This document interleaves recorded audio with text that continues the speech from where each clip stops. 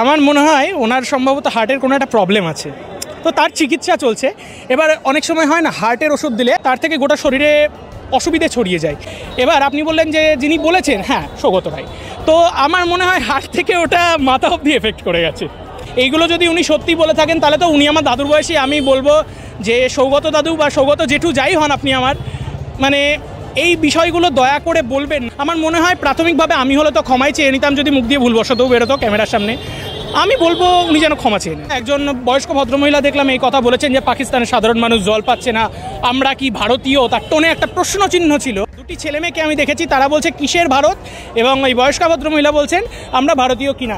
আমি এই বিষয়ে একটাই কথা বলবো, কমিউনিস্ট পার্টি অফ ইন্ডিয়া ভারতের পার্টি, প্রতিবাদ করার হক তাদেরও আছে। যুদ্ধ নয় শান্তি চাই, খুব সুন্দর একটা বার্তা। তো এইখানে যদি আমি যুদ্ধ নয় শান্তি চাই এর মধ্যেই পাকিস্তানপন্থীতা দেখায়, তাহলে আমার মনে হয় না যে সেটা উচিত। বা এখানে যদি আপনি আমার ব্যক্তিগত মত চান তাহলে আমি বলবো এটা সম্পূর্ণ একটি রাষ্ট্রদ্রোহিতা।